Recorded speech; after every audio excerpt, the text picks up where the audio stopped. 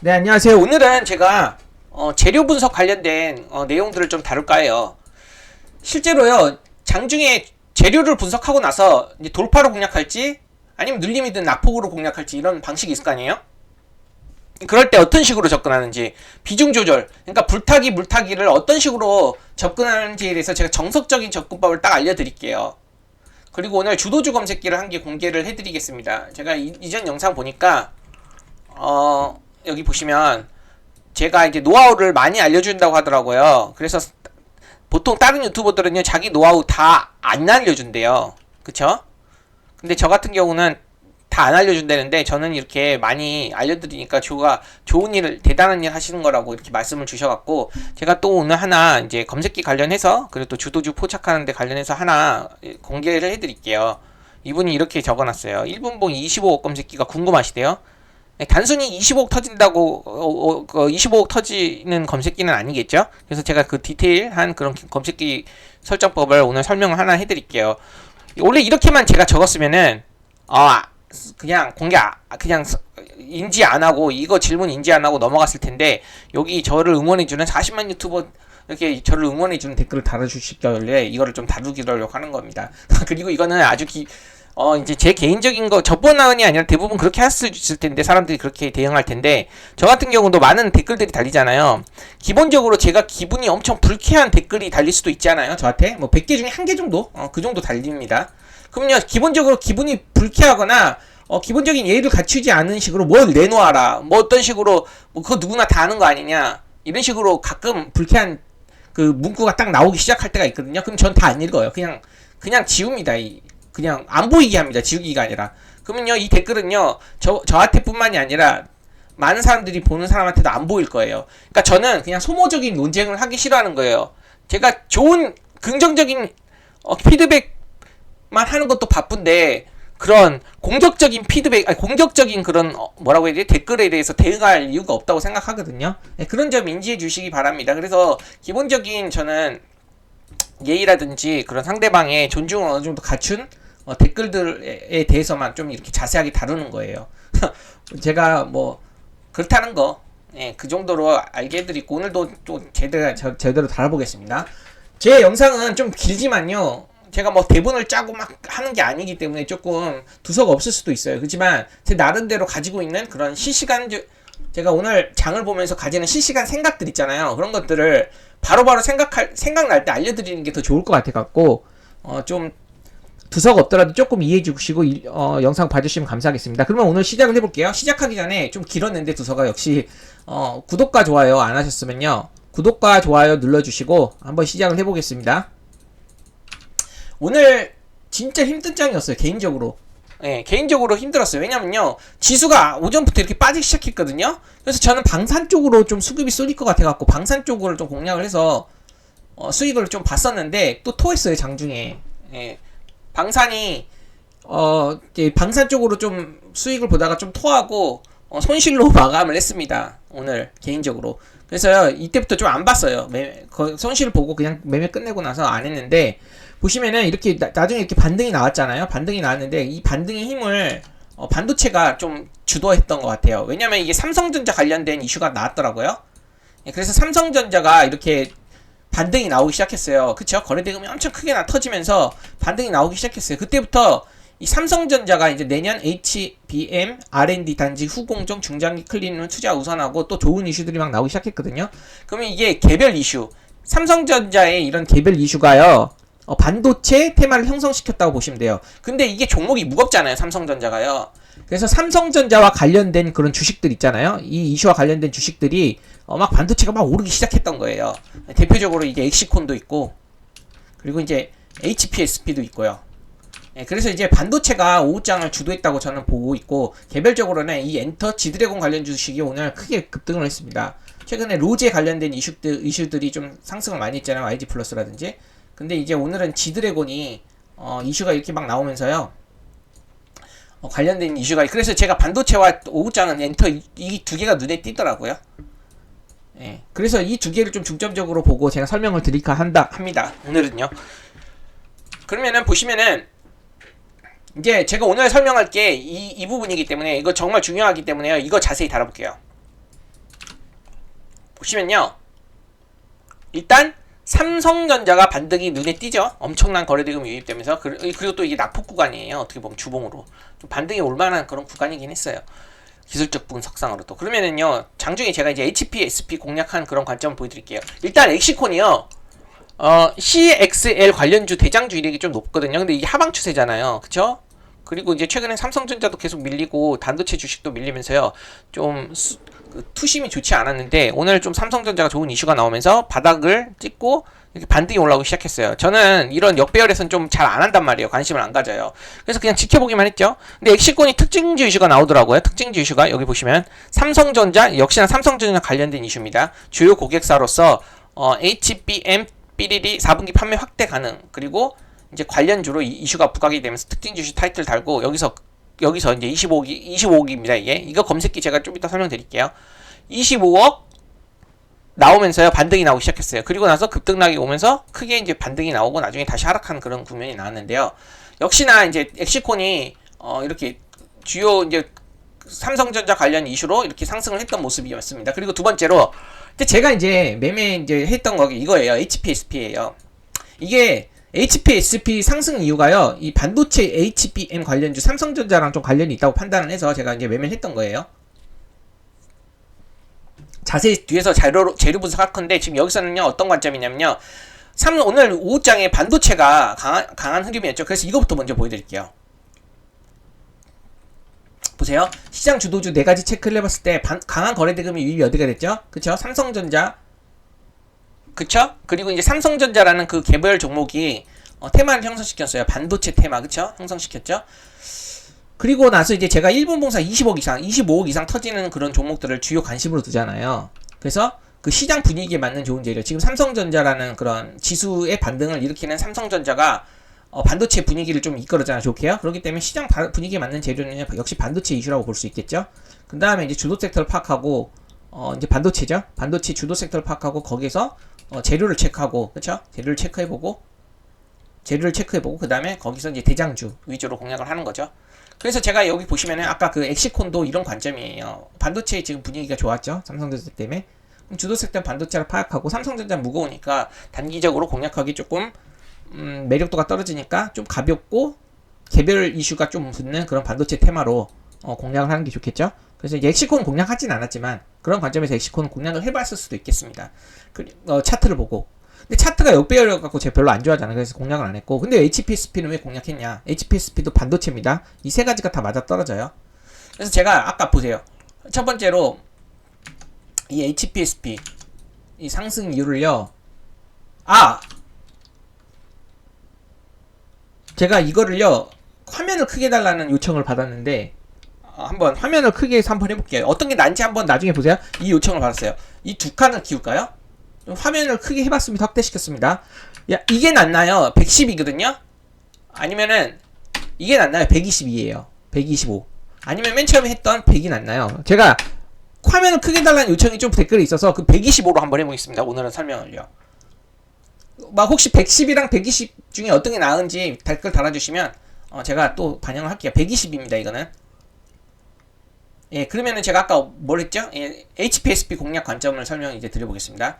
여기서 엑시콘이 이제 개별 이슈로 부각하면서 엄청나게 급등을 좀 했습니다. 이렇게. 그리고 나서 이건 역배열에서 차트적으로 좀 매력도가 떨어져서 반도체가 주도 섹터인 것도 알겠고 특징주가 주도 특징주 이슈 개별 이슈 내고 급등한 것도 알겠어요. 삼성전자 관련 이슈로. 하지만 약간 이제 단발적으로 급등하는 그런 패턴이고 역배열에서 올라왔기 때문에 하지 않았다는 거예요. 그렇지만 반도체 해볼 수는 있었습니다. 5장 주도 섹터니까. 근데 HPSP는 왜 공략했냐? 일단요.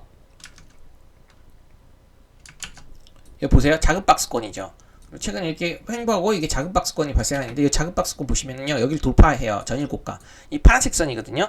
사실요. 요 정도까지 올라왔을 땐 관심을 안 가졌어요. 이 정도까지 올라왔을 때. 이 정도까지 올라왔을 때는요. 저한테 포착이 돼요. 왜냐면은 여기 25억 발생했잖아요.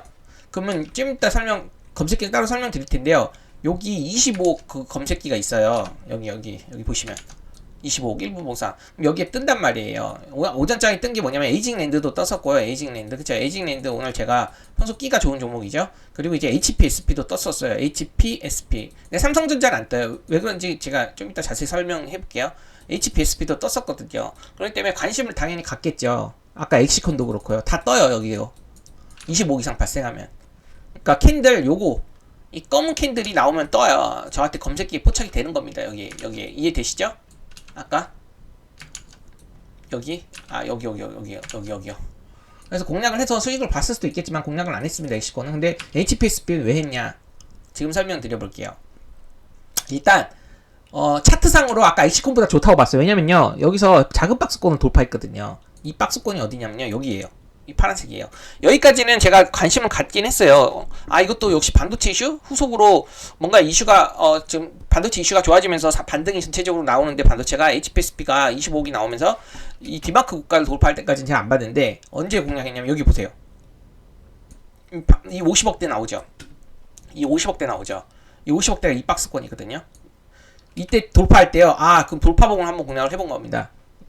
여기까지 이해되시죠? 그리고 이제 손절가는요, 여기 돌파봉 시가로 잡는 건 원칙이지만, 저는 여기 전일 고가까지 안 깨지면은, 좀 보려고 했답니다. 그리고 나서 이게 3%, 이게 4%짜리거든요. 이게 3% 이상짜리예요. 그래서 단기적으로 3% 이상 나왔길래, 이게 VI 직전이거든요. VI 걸리긴 했습니다. 이 VI가 보이길래요. VI 가격이 보이길래, 상승 VI 가격이 보이길래, 바로 이제 매도를 친 겁니다. 여기까지 이해되시나요? 그래서 이런 관점으로 이제 돌파 스케이핑으로 공략을 했다고 보시면 됩니다. 오늘 반도체 관련 그 테마가 전체적 오후장에 반등이 나오면서 좋아서요. 이해되셨죠? 그러면요, 하나씩 보겠습니다. 천천히. 그리고 나서 제가 눌림은 안 했어요. 왜냐면 뉴스 돌파, 어떻게 보면 뉴스로 부각되는 것들은요, 이렇게 1차 급등이 좀 강력하게 나오면서 무너지는 경우가 좀 있기 때문에요. 그쵸? 여기서 이제 좀 매력도 떨어진단 말이에요. 여기서 2, 3% 정도 노릴 수 있겠지만 2, 3% 먹으려다가 한 4, 5% 손실 보는 경우도 이런 시간대에 뉴스 늘림에서 뉴스로 급등하는 그런 종목 늘림으로 공략하다가 손실 볼 경우가 있거든요. 그쵸? 그래서 여기서 만약에 접근했다 하더라도 제 평소 때 설명했잖아요. 거래대금이 크게 유입되고 나서 눌림 한번 봤죠? 그러면요, 이 거래대금이 한번 50억대 이렇게 연속적으로 발생했기 때문에 눌림이 이렇게 한번 나올 수 있다. 그리고 실제로요, 이 전일 고가를 돌파하고 나서 전일 고가가 지지가 되는 라인이잖아요, 여기가요. 그럼 여기서 이제 공략을 했으면요, 사실 3%까지는 수익을 볼 수 있었겠죠. 욕심 부리지 않고 매매를 했다면요. 그러니까 2, 3% 욕심 부리지 않았다면, 여기 보시면요, 이 PL2 라인이랑 전일 고가 이 부분에서 이렇게 2%, 3%가 두 번 정도 줬거든요. 이해되시죠? 그러니까 눌림 맥점에서도 공략했다면 수익을 낼 수는 있었습니다. 하지만 만약에 욕심을 부렸다면, 만약 여기 다시 돌파할 거라고 판단을 하고 눌림으로 들어갔는데 욕심을 부렸다면, 그럼 손절을 했어야 돼요. 깨버리잖아요. 깨고 나서 3% 급락을 해버리거든요. 이해되시나요? 그래서 이 시간대에 눌림을 공략했다가 욕심을 부리게 되면요, 이렇게 하락을 하는 경우도 있어요. 손실을 보는 경우이기 때문에, 만약 눌림했다 하더라도 좀 보수적으로 해야 될 것 같아요. 지금 장이 너무 안 좋아요. 거래대금이 너무 안 따라줘요. 주도 섹터더라도. 그래서 3% 이상 하락해서, 만약에 이렇게 한 번에서 두 번째 안 가면요, 던지긴 해야 돼요. 만약에 저는 눌림 자체를 접근하진 않았죠. 만약에 눌림으로 접근했다면요, 두 번, 세 번, 네 번, 다섯 번 이렇게 막 계속 지지되지 않아요. 보통 한 번 정도에서는 반등이 좀 오고, 다시 눌리고, 다시 두 번째 반등 못하면요, 그 다음부터 급락이 나올 가능성이 커요. 이해되시죠? 그래서 만약에 여기서 욕심 부렸다 한다면요, 과감하게 여기 떨어졌을 때 물타기 하면 안 돼요. 그냥 털어버려야 돼요. 손절로. 이해되시겠습니까? 그래서 제가 지금 여기다 이렇게 적어놨어요. 최근 장세는요, N장 1차 돌파.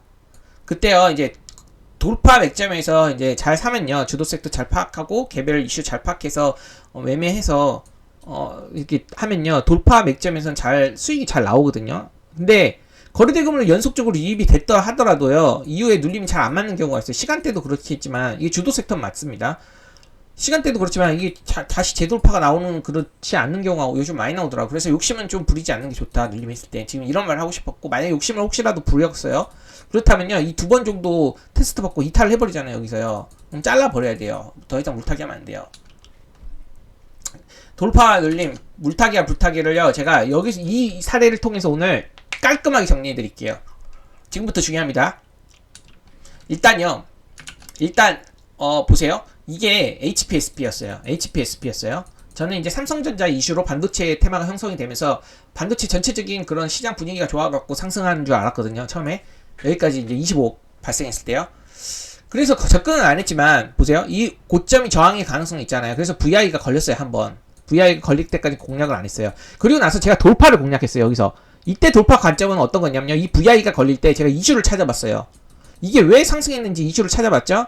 네이버라든지 텔레그램이라든지 미쓰리 이슈 제가 3개 보는데요. 저는 이건 텔레그램으로 파악했어요. 왜냐면 이슈 정리해주는 그런 텔레그램 프로그램들이 많이 있거든요. 실시간으로. 이건 당연히 나오더라고. 많이 나오더라고요. 이 이슈가. HPSP가 왜 이렇게 상승했냐면요. HPSP라는 그런 회사가요. 이 ST를 상대로요. 상대다. 이거 잘못 썼어요. 상대로요. 특허 기술 침해 관련 소송을 했는데요. 그게 승소 이슈가 나왔던 거예요. 장중에 이렇게 보시면은요. 여기요. 그쵸? 이게 11시 58분에 나왔거든요. ST 상대 특허 기술 승소가 됐대요. 이걸 클릭해보면 실제 관련 검토 중이라고 나와갖고 기사를 볼 수는 없었어요. 그래서 어쨌든 여기 보시면 승소 이슈가 나왔잖아요. 이게 기사를 좀 내렸더라고. 이게 좀 잘못된, 보통 그런 경우도 많이 있긴 한데요. 찌라시성 기사 같은 경우 있잖아요. 그런 경우도 보통 이렇게 클릭해보면 검토 중이라는 이슈가 많이 있던데, 어쨌든 이 이슈가 나왔습니다. 이 키워드만 일단 보세요. HPSP 특허 기술 침해 관련 승소했대잖아요. 그럼 이거는 호재란 말이에요. HPSP한테는 호재고, ST한테는 악재죠. 이해되시죠? 그리고 이게 11시 58분이에요. 이 11시 58분을 체크해보면요. 여기였습니다. 정확하게 여기 발생할 때, 여기요. 여기서 발생한 다음에 거래대금이 크게 유입되고요. 그 다음에 여기까지 이제 이슈는 여기서 나온 다음에 크게 유입된 거예요. 거래대금이. 그때요. 이제 변동성 완화치 상승 VI 목록을 보면요. 이때예요. 이때 11시 59분. 그쵸? 보이시죠? 이때가 VI 걸린 거예요. 근데 VI 걸리면요. 단기적 고점일 가능성이 크거든요. 그래서 보통 무너진단 말이에요. 고점 찍고. 그리고 반대로요. 하락 VI는요. 이제 얘네가 상승하니까요. 얘네가 반대로 ST는 하락을 하는 거죠. 왜냐 악재잖아. 승소가 아까 승소했대잖아요. 얘네가 HPSP가. 그러면은요 반대로 ST는요 패배했을 거 아니에요. 그러면 얘네들은 악재죠. 단발성 악재라고 보시면 돼요. 이게 상패 영향을 주지는 않거든요. 그렇죠? 일시적인 그런 회사에 타격은 됐었지만 이게 상패 영향을 주는 그런 이슈는 아니에요. 그래서 단발성 악재죠. 그럼 보통 하락 VI 이후 이렇게 급락하고 나서는 반등이 원래 크게 나오거든요. 이해되시죠? 여기 상승 VI가 걸리고 근데 이렇게 떨어지는 게 정상이에요. 원래는 일반적으로. 그리고 하락 VI가 걸리면요. 개파락하고 나서 이렇게 갭을 다시 메고 VI 이렇게 반등이 나오는 경우가 많아요. 이렇게 이해되시죠? 이런 식으로. 근데 이상하게 상승 VI가 걸리고 나서 멈춘 다음에 2분의 돌파가 나오더라고요. 그래서 전 돌파 관점에서 공략을 한 거예요. 이해되시죠? 돌파 나왔어요. 그래서 여기서 이제 돌파 관점에서 한 3%, 4%에서 던졌던 것 같고 반대로요. 하락 VI가 걸렸는데 추가 하락이 나오죠? 추가 하락이 나오죠. VI, 단번에 하락 VI가 2번이나 걸리더라고요. 여기서 한 번 걸렸고요. 또 여기서 한 번 걸렸어요. 20%를 몇 분 만에 뺀 거예요. 반대로 이제 HPSP는요, 이렇게 순식간에 이렇게 급등을 해버렸던 거고, 반대죠. 완전 반대 경우죠. 근데 여기서 이제, 나올 수 있어요. 어떤 관점이 나올 수 있냐면요.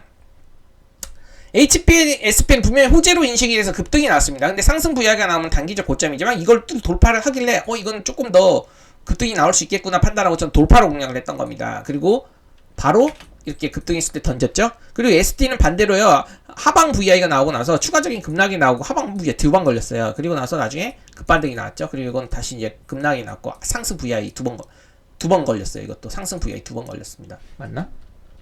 네, 2번 걸렸네요. 여기 HPXP 그쵸? 2번 걸렸습니다. 그러니까 저는 여기 VI 직전에 던진 거고요.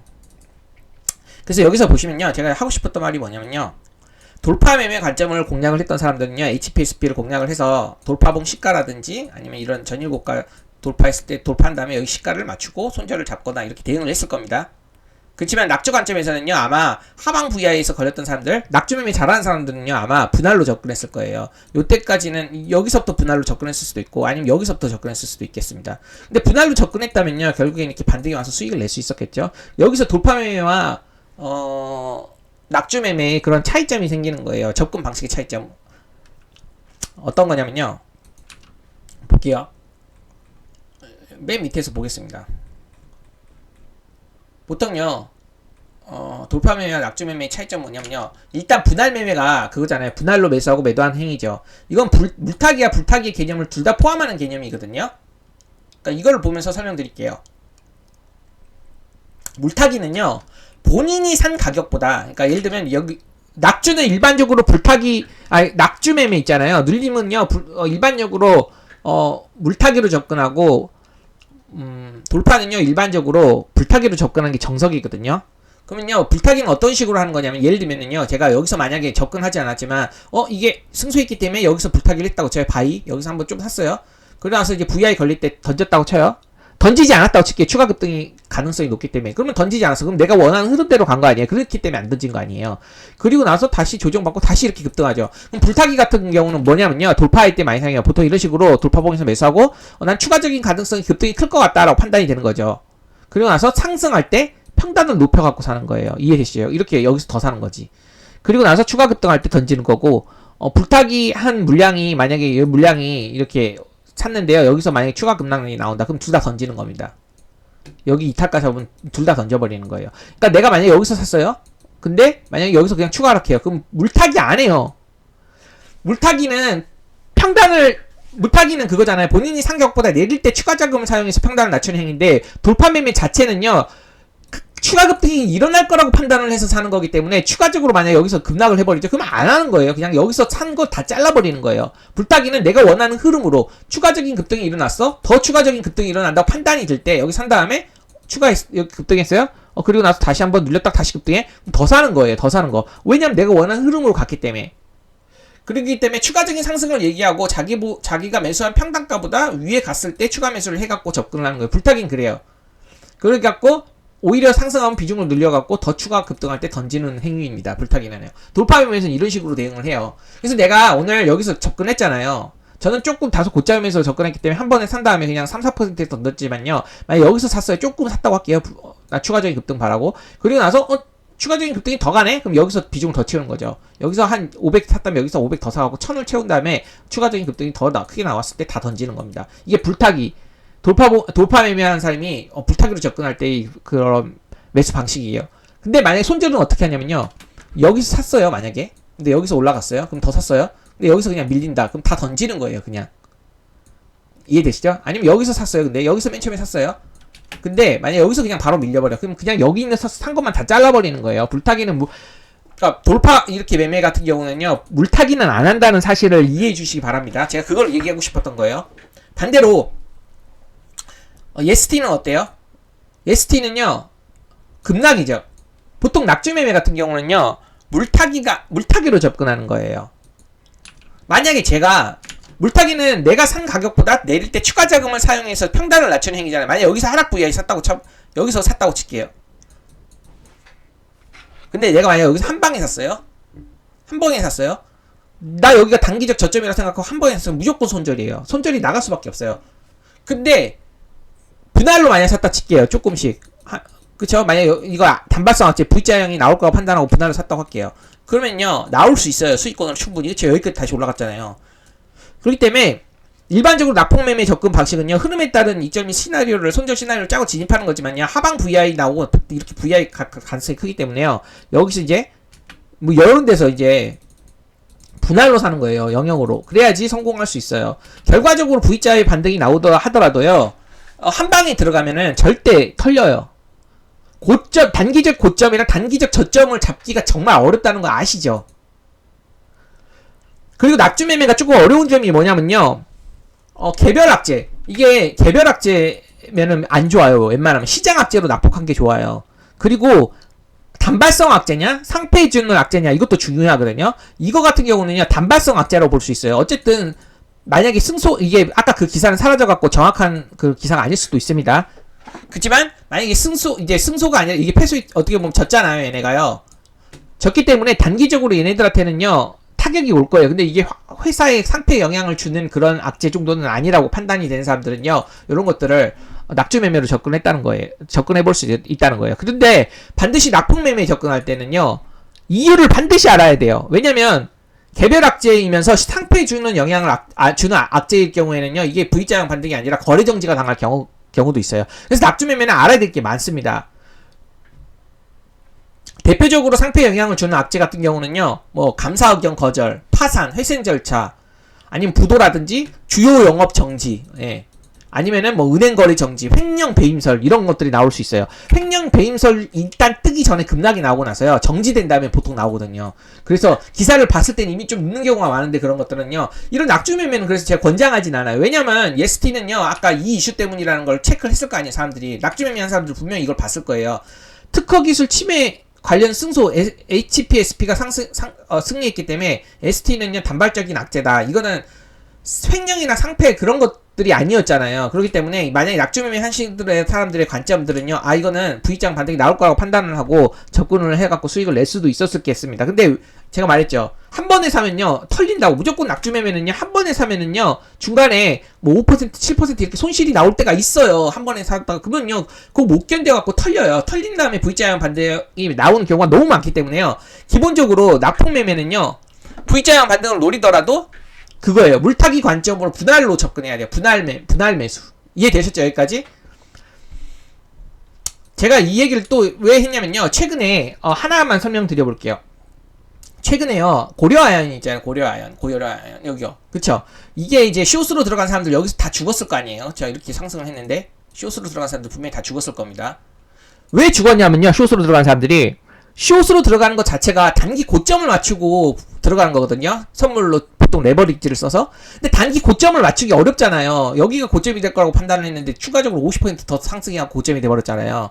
그래서 숏으로 들어간 사람들 관점은 알겠어요. 왜냐면 고려아연이라는 종목 결국에는 개헌권 이슈 분쟁이 끝나면 급락이 나오기 때문에 숏으로 들어가면, 만약에 이제 분할로 조금씩 들어갔다 숏으로 고점 맞추려고 그러면요, 방금처럼 고점 찍고 하락했을 때, 이건 유중 때문에 하락했거든요. 그래서 이렇게 급락이 나왔을 때 숏으로도 분할로 조금씩 접근을 해갖고 들어갔으면 이걸 수익 보고 나왔을 겁니다. 지금 이렇게 급락이 이틀 만에 거의 한가 두 방 갔으니까 거의요. 오늘까지 어저께 한가, 오늘도 거의 20% 급락 출발했잖아요. 그럼 숏으로 분할로 접근했던 사람들 분명히 수익을 냈을 겠지만요, 반대로요, 광기가 있는 이 종목을 고점을 정확하게 맞추려고 들어가다가 비중 베팅이라든지 아니면 레버리지 써가지고 샀으면요 분명히 여기서 다 털렸습니다. 지금 이게 이제 솔직하게 많이 이슈가 나오긴 했어요. 진짜 많이 털렸어요. 여기서 사람들이 숏으로 엄청나게 틀려갖고 다 깡통 차니까 깡통 엄청나게 차고 엄청나게 손실 주고 나서부터 이제 바로 급락을 해버리죠. 그래서 이것도 낙폭, 아까 그 물타기 있죠. 이렇게 낙폭 이렇게 V자형 노리고 여기가 저점인 줄 알았는데 들어갔는데 더 떨어진 거 아니에요. 그치? 아까 EST요. 그리고 나서 어때요? 추가적으로 엄청나게 급반동 왔죠. 결국에는 1차 매수가 위로도 와갖고 분할로 들어갔으면 수익을 낼 수 있어요. 내가 저점이라고 생각하고 들어갔는데 그게 저점이 아닐 가능성이 크다는 거예요. 낙폭 매매는. 반대로요, 내가 고점이라고 생각하고 들어갔는데요, 고점이 아닐 가능성이 커요. 그쵸? 그렇기 때문에 이 숏도요, 만약에 수익을 보려고 했던 사람들이 이게 분할로 들어갔으면요, 단기 고점까지 어차피 이게 떨어질 거라는 거 아는 걸 알거든요. 타이밍의 문제일 뿐이지. 그래서 고점을 분할로 들어갔으면 이것도 숏으로 수익을 봤을 겁니다. 이제 한 방에 들어갔으면 그냥 다 털렸습니다. 그렇죠? 레버리지 쓰면 그냥 바로 다 그냥 깡통이고, 마찬가지로 EST도요 한 방에 샀으면 털렸을 거예요. 방금요 여기서요. 그쵸? 20%나 급락했는데 거의 하한까지 급락했거든요. 근데 만약에 분할로 샀죠? 그러면 무조건이라는 표현은 좀 그렇지만요, 분할로 샀으면 수익이 다 나오잖아요. 이렇게 반등이 크게 나왔기 때문에. 그쵸? 그렇기 때문에 제가 하고 싶어 하는 말은 뭐냐면요, 돌파 매매와 달리요, 이렇게 급락이라든지 방금 맞추는 이런 고점 이런 거 있잖아요.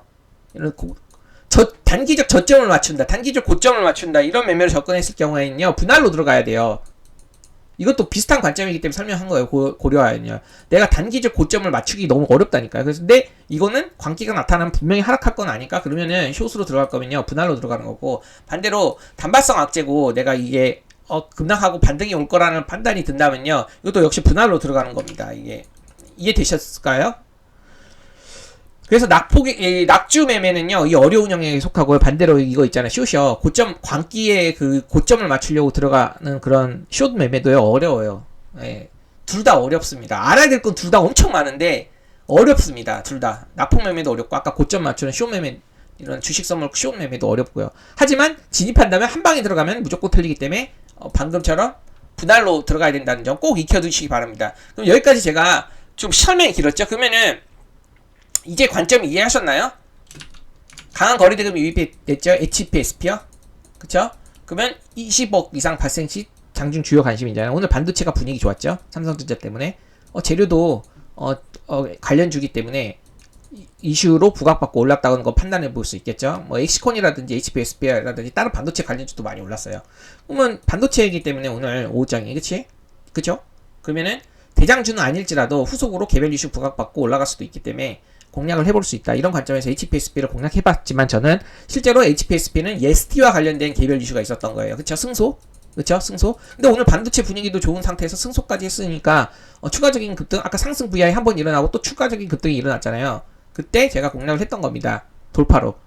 그쵸? 돌파봉 시가 잡고. 만약에 근데 내가 원하는 흐름이 안 나오면 그냥 바로 잘라버리고, 원하는 흐름이 나온다면 불타기 관점에서 접근해볼 수 있다, 이렇게 설명을 해볼 수 있겠습니다. 돌파 매매는. 근데 반대로 어때요? 예스티 같은 경우는 악재죠. 단발성 악재죠.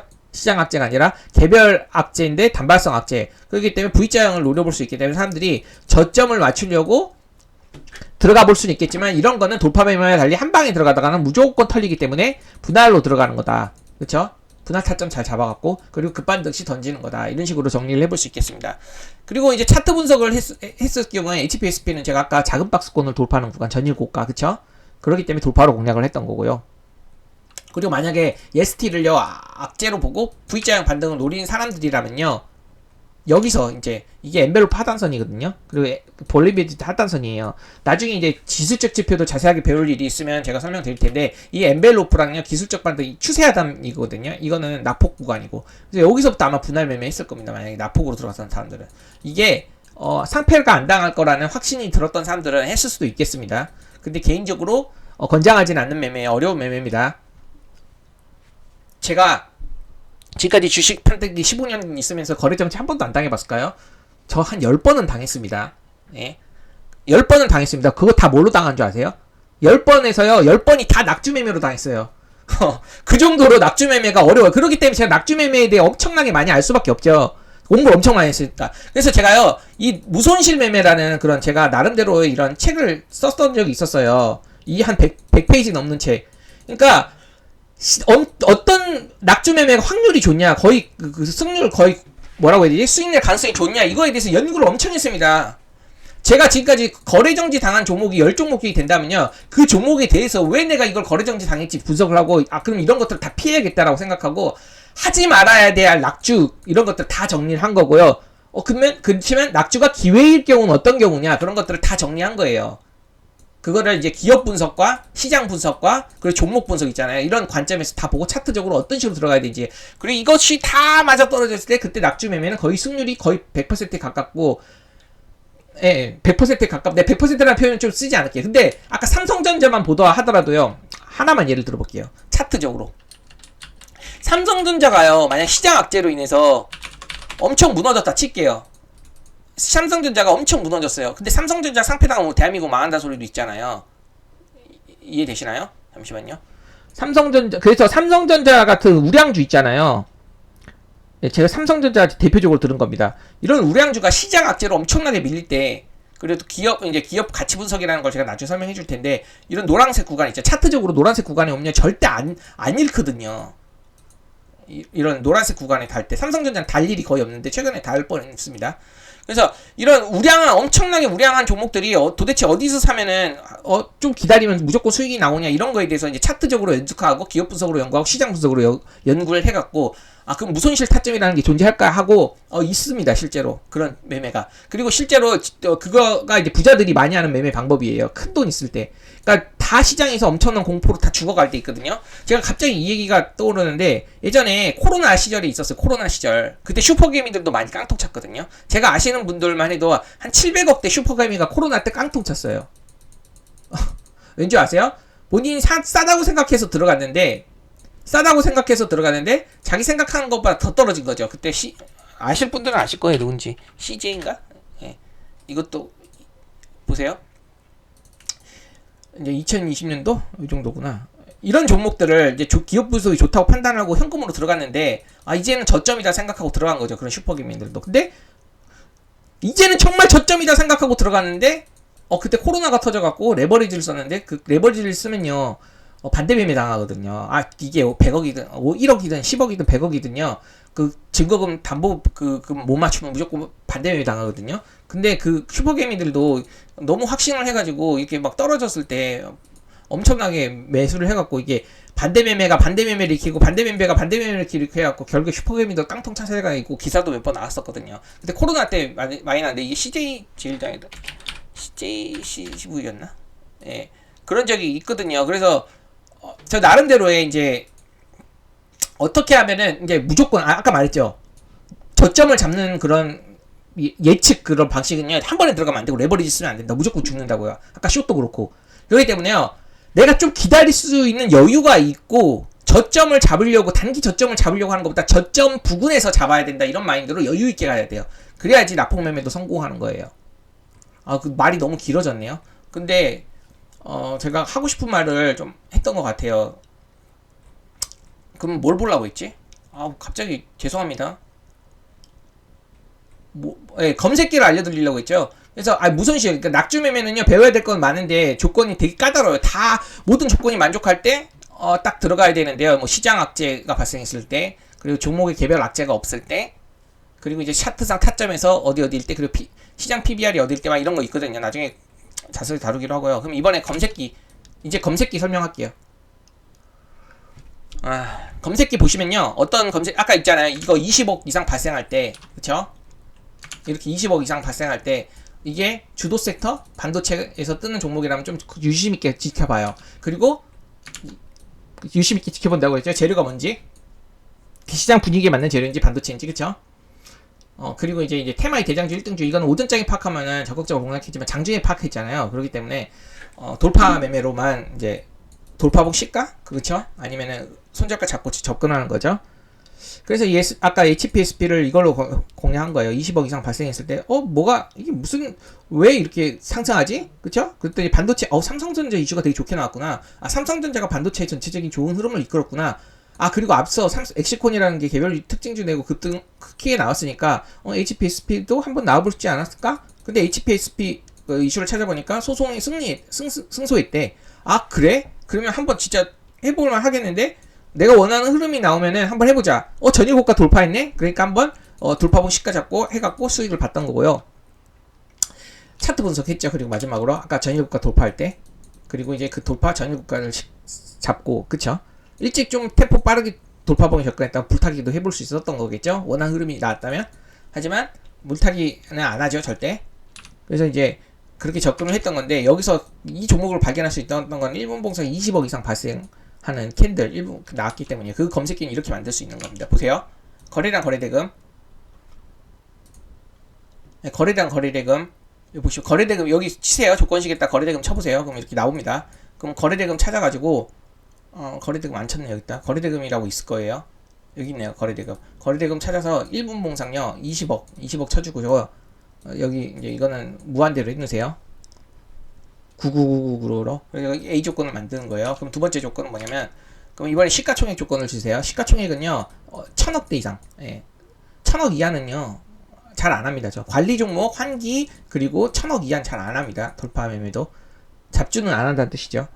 1000억 이상을 잡주로 안 보는 거고, 이제 6조 이하로 놔두세요. 왜냐면 시가총액 한 6조에서 10조 넘어가는 종목들은요, 거래대금이 많이 터져요. 그래서 검색기에 나와도 의미 별로 없거든요. 그리고 세 번째가요, 주가 등락률은요, 1분 봉상 전 캔들에 비해 상승하는 종목 1%. 그러니까 여기서 만약에 검색기가 뜨죠? 그러면 다음에도 검색기가 뜰 거예요. 25억이 발생하면. 이렇게 캔들로 상승하니까 매물대를 돌파하고 이렇게 돌파하는 때, 이럴 때 뜨는 거죠. 이해되시죠? 전일 종가 대비, 이거예요. 세 번째 조건을 내가 여기다 놨는데, 주가 등락률을 보세요. 이제 등락률을 들어간 다음에요. 조건식의 등락률 치고 주가 등락률 들어간 다음에, 주가 등락률은요, 1분봉. 1봉 전, 그러니까 1분봉으로 보는 거예요.